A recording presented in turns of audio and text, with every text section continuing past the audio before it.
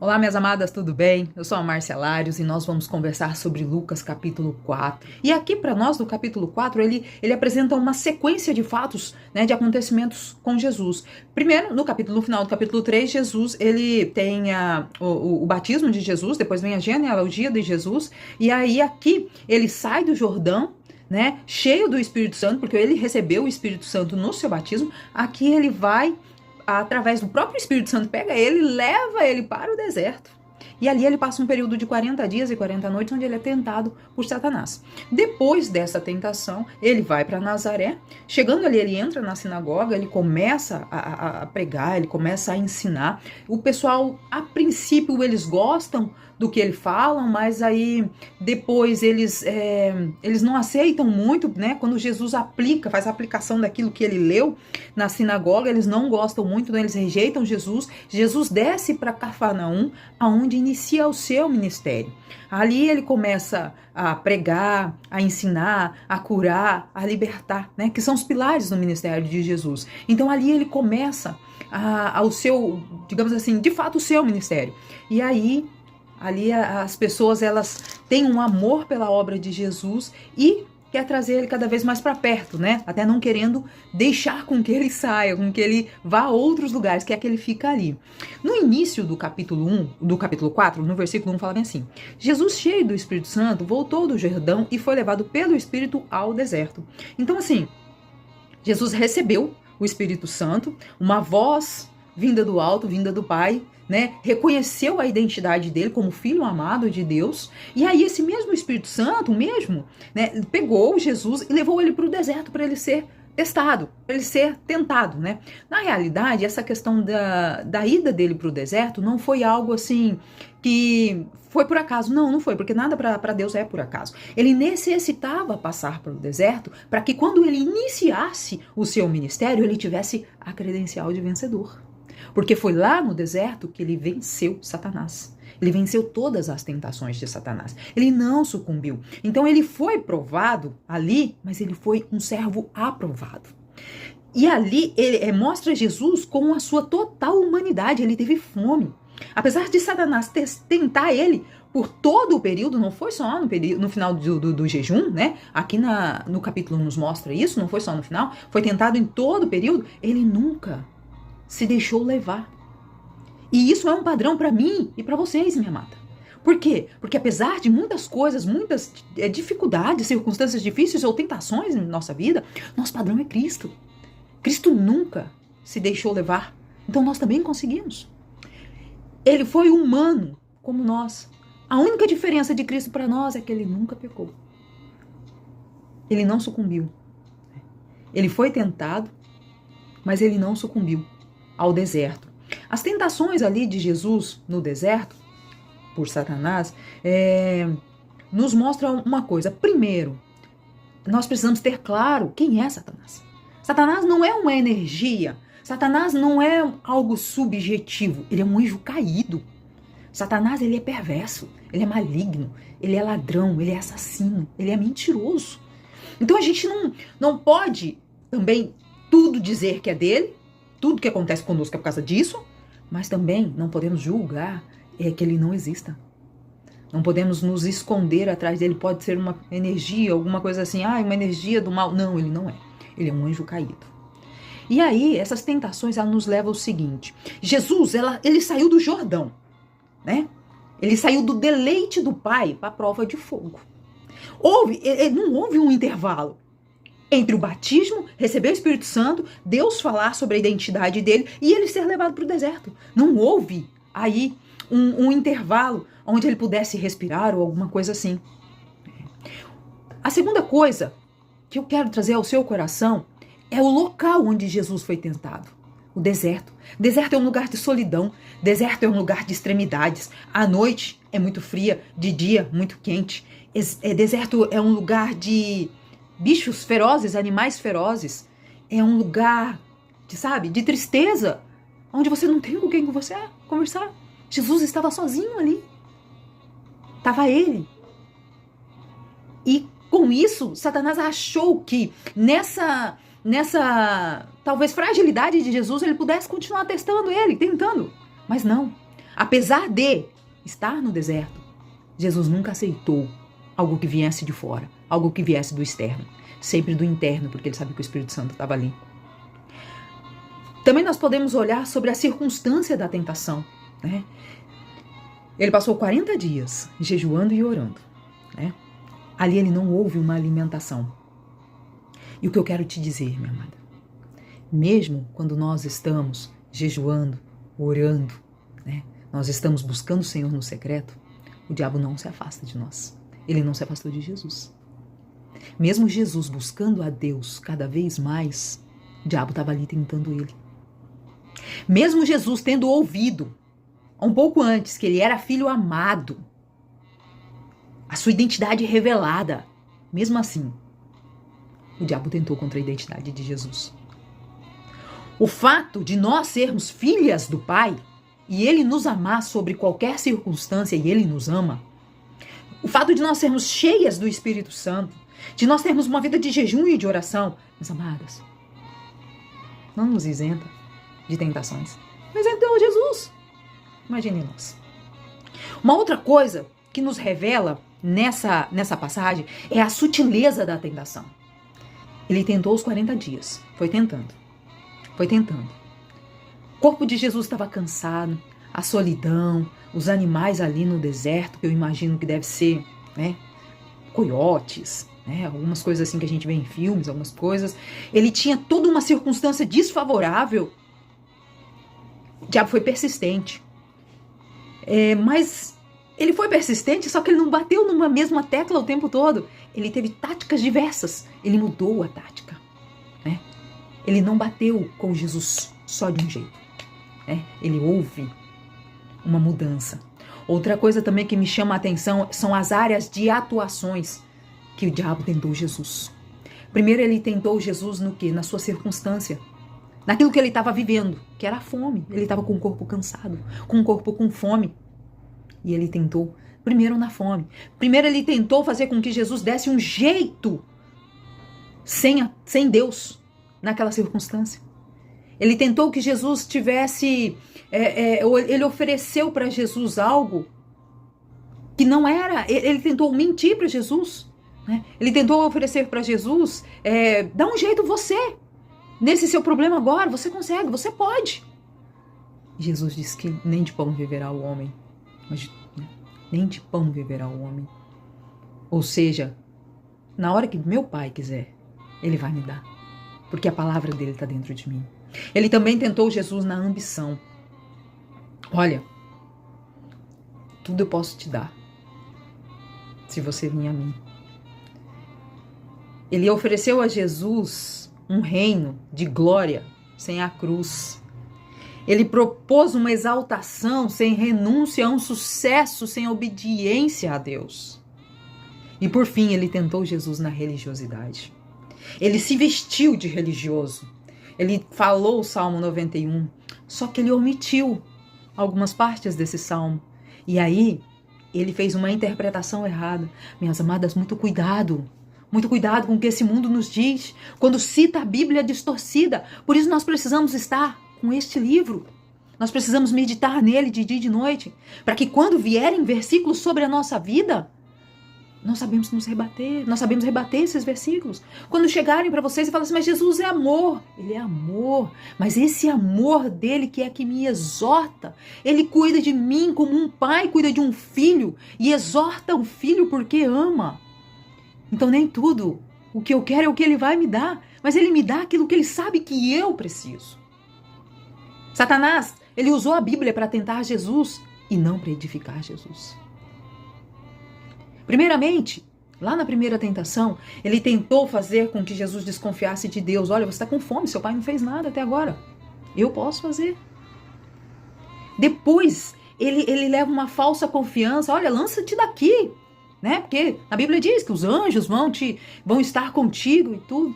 Isso é o que ele coloca as setas na nossa mente, que ele lança para que a gente caia. Mas você sabe como que Jesus venceu tudo isso de Satanás? Primeiro, ele teve plenitude de espírito. Ele tinha o Espírito Santo dentro dele. Ele tinha consciência da sua identidade. Ele orava e ele jejuava. Ele conhecia a palavra. As investidas de Satanás para provar Jesus. Todas foram rebatidas com esses 4 pilares: plenitude de espírito, consciência da sua identidade. Você é filha. Você é filha do Senhor. Você é filha do Pai. Uma vida de jejum e de oração. E a palavra. Minhas queridas, deixa eu falar para vocês. Nós lutamos todos os dias contra um inimigo derrotado. Nosso Deus já derrotou ele para nós. Nós não precisamos nos sucumbir às investidas dele. O que eu aprendo com essa tentação de Jesus no deserto? Primeiro, todo cristão tem que esperar o tempo de prova. Deus, ele nos prova. Satanás, ele nos tenta. Satanás tenta nos destruir. Deus tenta nos edificar. Segundo, todo cristão deve ficar bem atentos aos métodos diferentes de Satanás lançar sua seta sobre a nossa vida. Todo cristão deve ter perseverança na palavra do Senhor. Todo cristão deve estar preparado para os dias das provas. Todo cristão deve buscar o exemplo de Jesus e pedir socorro quando estiver na tentação. E todo cristão deve resistir ao diabo. Nós precisamos resistir ao diabo. Nós precisamos estar tão alerta do mal de Satanás na nossa vida, depois da vitória, das nossas vitórias, assim como nós ficamos quando nós estamos frente a uma batalha. Nós não podemos deixar com que ele faça marionetes de nós. Amém? Vamos resistir, assim como o Senhor. O Senhor é o nosso padrão, Jesus é o nosso padrão. E ele venceu. E nós também podemos vencer. Dos versículos 14 aos versículos 30, nos traz sobre que Jesus foi rejeitado em Nazaré. Após a tentação de Satanás a Jesus, né, no deserto, ele foi para Nazaré. E lá no versículo 14 diz assim: Jesus voltou para a Galileia no poder do Espírito, e por toda aquela região se espalhou sua fama, ensinando nas sinagogas, e todos os elogiavam. Ele foi a Nazaré, onde havia sido criado, e no dia do sábado entrou na sinagoga, como era de costume, e levantou-se para ler. Ali Jesus, a gente vê que Jesus ia nos cultos, né? Olha que coisa legal. Se ele é o nosso padrão, nós também precisamos estar, né, firmemente nos cultos aí. Jesus ia para os cultos e chegando lá foi-lhe dado o livro da lei para ler.